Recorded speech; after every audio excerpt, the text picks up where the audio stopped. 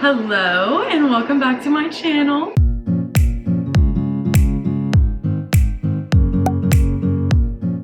So if you clicked on today's video, then it's probably because you are interested in natural family planning or cycle tracking, fertility awareness, whatever you want to call it. But either way, you're probably like me. You've tried birth control. Maybe you've tried a ton of birth control, hormonal, non-hormonal, IUDs, pills, patches, shots. There are so many birth control options out there, and sometimes it's just not right for your body.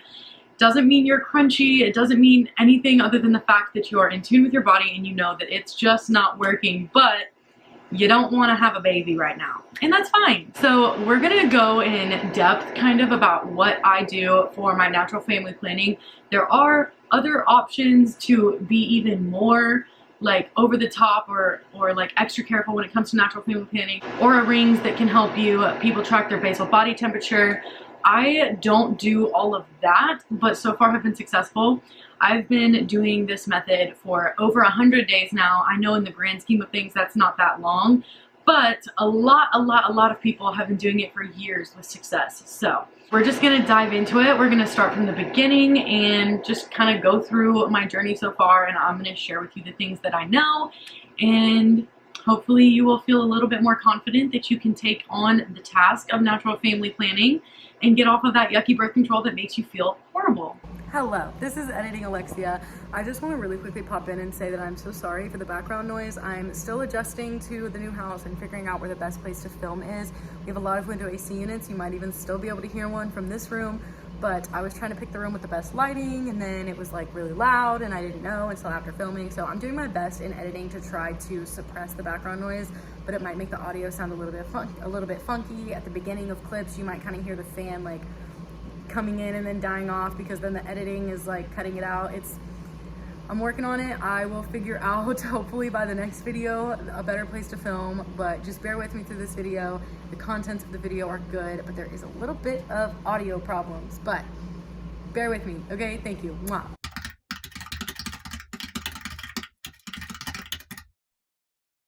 So this really goes back to when I had my firstborn. I was off of birth control for about a year and a half. I finally had made the decision that birth control was not good for my body. I was on the pill at the time.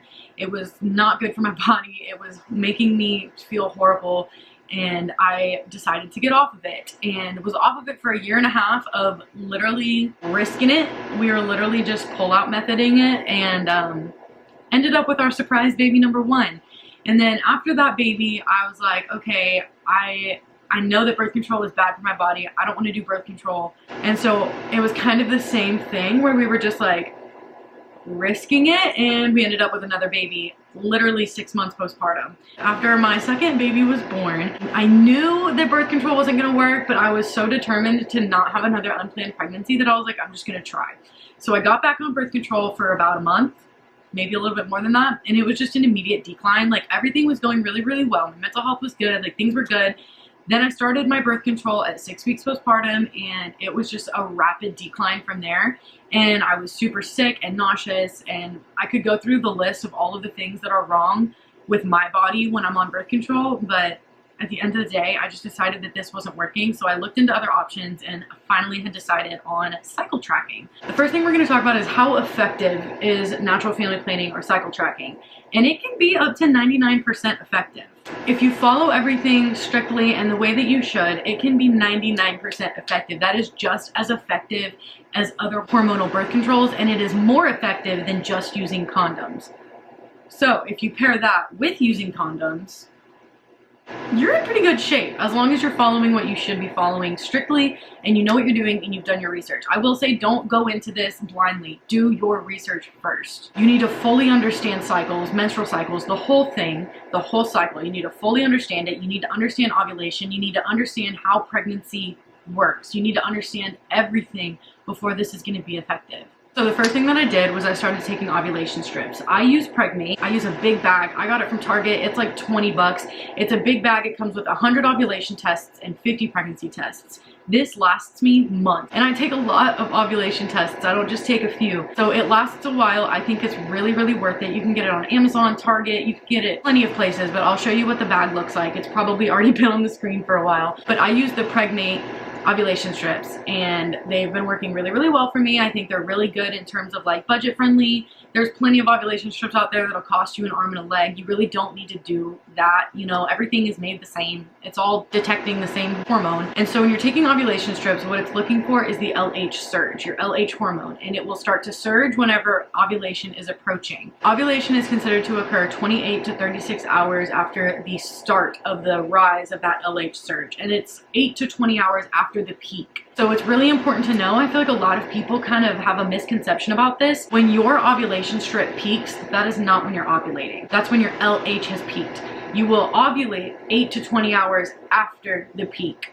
So I just kind of think of it, I always play it on the cautionary side. So I think about it 24 hours after my peak, I have likely ovulated. It's also important to be very in tune with your body and pay attention to things such as your discharge, cramping. Plenty of people experience a cramp when that egg releases. They experience cramping.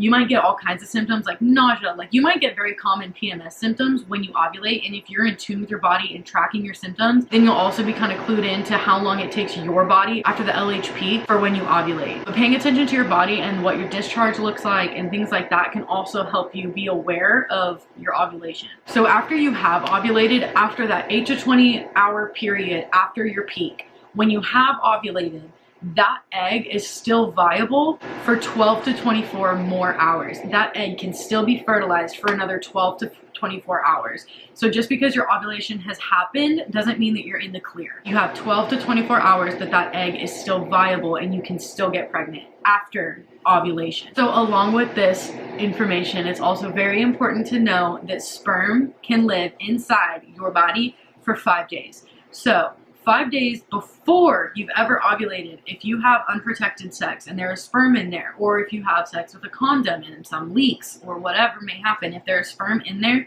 you can still get pregnant even if you ovulate 4 days after that sex. It's not about just having sex right before, during, or after ovulation. If it's 5 days before, that sperm can still be living inside of you and can still reach that egg. Now the reason that that's important to know is because if you don't have a super by the book, day-to-day regular cycle, you might ovulate earlier than you expected, which is why it's super important to be careful before, anytime before ovulation has come, passed, and you're clear. If you were to ovulate a little bit earlier in your cycle and you didn't know, so let's look at it on a general week basis. So let's say you had sex on a Sunday. You weren't expecting to ovulate until next Sunday.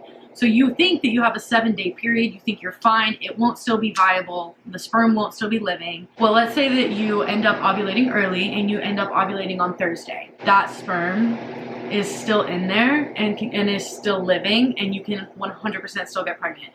So it's really important to be, when you're just doing natural family planning and you don't have any other form, what we do personally is we use condoms up until we know that ovulation has happened, it has passed, nothing is viable in there anymore, and then you can be free will. But before that happens, I highly recommend still using condoms or avoiding it entirely. I don't really like to avoid it entirely because I like to have a healthy, happy marriage, but that's another option. But I just say wrap it up until you know that you're fully in the clear. And then once that egg has released and the viability period for it is over, there's virtually zero chance of you getting pregnant. Like, it's literally almost impossible. So now I'm gonna go over what it looks like to actually peak. Now I use the Pre-Mom app to track my tests. People often mistake a positive test for there being 2 lines at all. And that's why it's important to take ovulation strips more than once. You don't wanna just take it once and think, oh, it's dark, like there's a line there, like I'm ovulating. Because that's just not true, like at all. So there will always be 2 lines on an ovulation test. It's not like a pregnancy test. There will always be 2 lines. And it's important to know that if that line is lighter than the control line, that's considered negative. If it is equal to or darker than, that's considered positive. And the reason that you need to be testing multiple times is because you need to catch that peak and the rise. So you need to have your control and your low test results and then watch it peak. And you won't know that it's peaked unless you keep testing and know that it has fallen down. And so once you know it's fallen down and you know when you peak, then you know that 8 to 20 hours after that is ovulation. So that's why I track it in this app. It makes it super easy for me. It tells me when I've peaked. I can look at that date and that time and know. And then also after multiple cycles, you can go back and see if it's always on the same cycle day or if it's always close to the same cycle day and things like that. So the way that I like to approach it is at the very, very beginning of my cycle tracking journey, I literally took an ovulation test every single day because I didn't know what to expect. I didn't know when in my cycle I typically would ovulate. I know it's typically around the middle of your cycle, but you don't know your body until you figure it out. So I was taking one ovulation strip every single day to figure out my cycle. And then once I was getting to my predicted fertile window from my apps, when I got to the predicted fertile window, I started testing twice, maybe 3 times a day, because it can change really fast and you might miss it.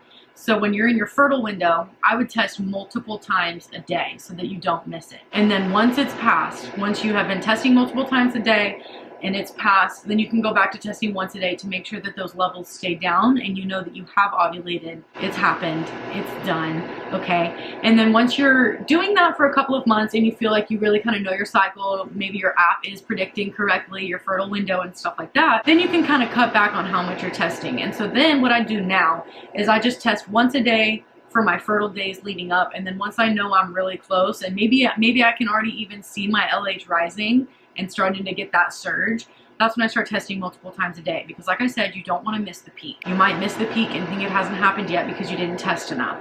So I test twice, 3 times a day max. That's all you need. You're probably fine with twice a day. But then once I'm getting really, really close to that predicted ovulation, that's when I start doing the multiple times a day and I catch it. And then after it's done and I see it come back down, I stop testing for the month until I get my period. This has been working really, really well for me. And like I said, for us, it's important to use a condom until you know that ovulation is completely past. But all of these things are why I say it's really important to understand your cycle, understand your personal length of your cycle and how your body works. What are your body's signs? All of the hormonal changes that happen typically around like PMS are also very likely and common to happen around ovulation. When it comes to the effectiveness of this method, it is of course completely dependent on your diligence in tracking and recording everything, recording your symptoms, recording your test results, tracking your cycles, understanding your cycles, and also your diligence in either abstaining from sex during the time that you need to, or being extra careful. It is very dependent on you versus say a pill where it's dependent on just you taking the pill and then how well that pill will work, things like that. So it's definitely a more like intense method in terms of like the work you have to put in, but it can very well be effective if you do it right. I'm trying to make this like kind of a dumbed down, easy to understand version of things because whenever I was doing all of my reading at the beginning, it was very overwhelming and there was just like a lot of information and words that just like made it confusing for me. So I'm trying to like line it up in a way that just makes sense. If you have any questions or you're confused, you can always leave a comment and I'll answer to the best of my ability, or you can DM me on Instagram. I am always here to talk about this stuff. I have learned so much on my journey so far, and I'm sure I still have so much more to learn. But I really just want you to know that this is an option out there. Birth control can be so horrible for some people. Some people it works really well, and that's amazing. But for some people it doesn't, or for some people it's not covered by insurance and things like that. And so I just want you to know that there are still options out there for you and it's very doable. There's no health risks involved with this, you know what I mean? Like birth control has so many different health risks and this doesn't have that problem. So there's not going to be side effects. There's not going to be, you know what I mean? There's not going to be side effects or health risks. I think that I have covered pretty much everything that I need to cover in terms of what I do for my natural family planning. So I am going to go ahead and end this here. But like I said, if you have any questions, please let me know. I would love to chat it out with you guys. I can even make another video updated in like 6 months and see how it's going. Something else that I do want to add is to be aware of things that can affect your cycle. I just went through something that scared me because as most of you know, if you're not new here, we just moved across the country. We moved to a different time zone. We're at a different level of elevation. I had no idea that that can screw up your cycle like big time.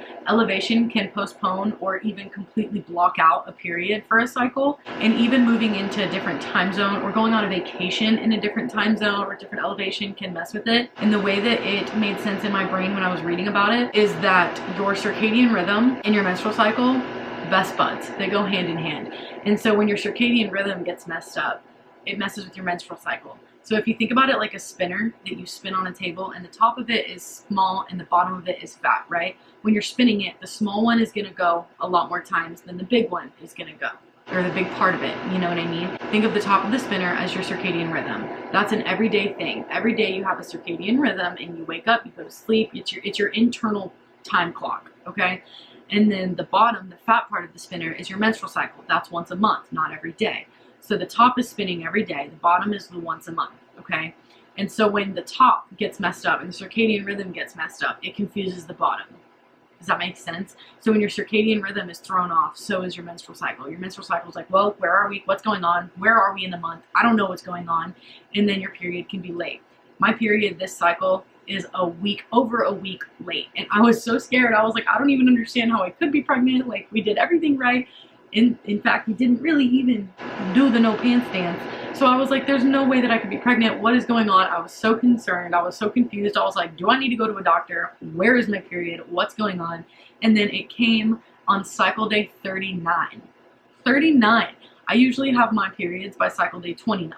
So I was like, what's going on? And I was taking all of these pregnancy tests. I was like, I don't understand. Then I found out the reason that my period is late. And it's just, I feel like, important for you to know. And also stress. If your body is under stress from lack of sleep or too much alcohol, like various other things that can put your body under stress, even when mentally you don't feel like you're stressed, your body might think otherwise, which can also postpone your period. So all of the stress, the physical stress of moving, as well as the time zone change and the elevation change, just threw my body off, and my period came a week late. Important to note that too when you're doing natural family planning, and that's why it is so important to track and know when you ovulate, because you might get thrown off on a cycle and you may ovulate early, you may ovulate late, and if you're just going off of a basis of predicted day and you're not testing and you're not checking, you might get screwed.